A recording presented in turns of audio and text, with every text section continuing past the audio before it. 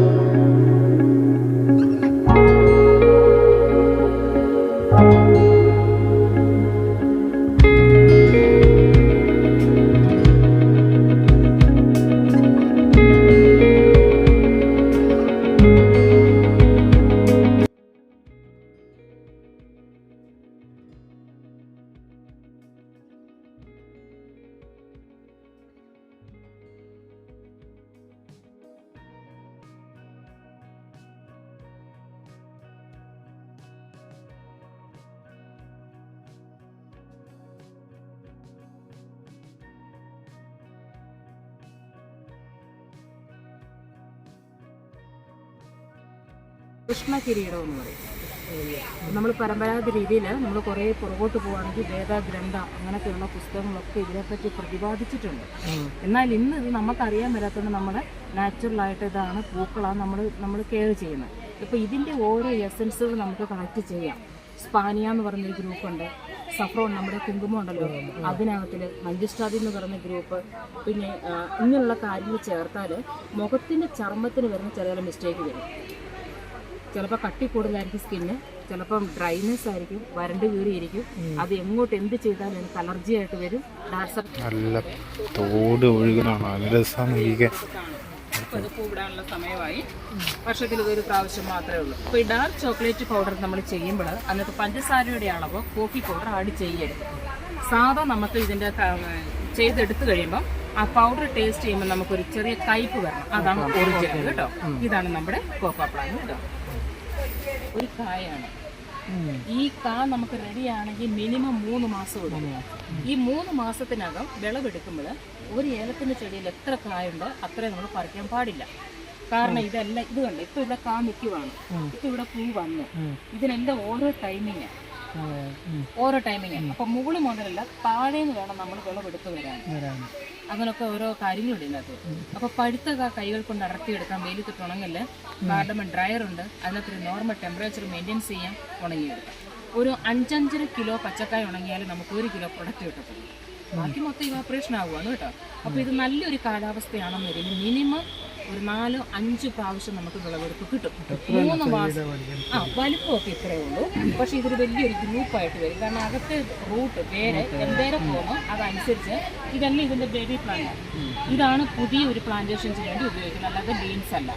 ഇതൊരു 3 സ്റ്റെമ്പ് എടുത്തിട്ടോ അതുകൊണ്ട് അതുപോലൊക്കെ ഇത് വിസ്തീർണമായിട്ട് വരും കേട്ടോ. ഇതാണ് നമ്മുടെ ഏലത്തിൻ്റെ ചെടി, ഏലക്കായി. ഇപ്പോൾ ഇത് സെക്കൻഡ് സീസൺ വേണമെന്ന് വരില്ല, ഫസ്റ്റ് സീസൺ കഴിഞ്ഞു. ഇനി ഒരു 40 ദിവസം വെയിറ്റ് ചെയ്യും.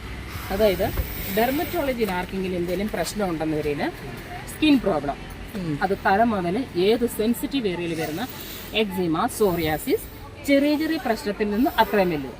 ഇപ്പോൾ ഒരു ഉദാഹരണം പറയുന്നത് തലയിലെ താരൻ നമ്മൾ ശ്രദ്ധിച്ചില്ലെന്ന് വരില്ല, അത് ബാക്ടീരിയ കൂടും, അത് ദേഹത്ത് വീഴും, ചൊറിച്ചിലുണ്ടാകും, പരല് പോലെ ആകും, ഫംഗസ് ആകും, അത് പിന്നെ വേറെ ഒരു സ്റ്റേജിലേക്ക് പോകാറുണ്ട്.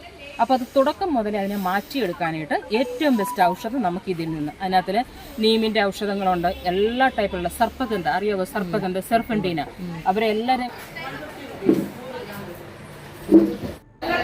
அந்த மெடிசன் எல்லாம் நான் சொல்ற மெடிசன் எல்லாம் இங்க இருக்கு. ஓகேவா?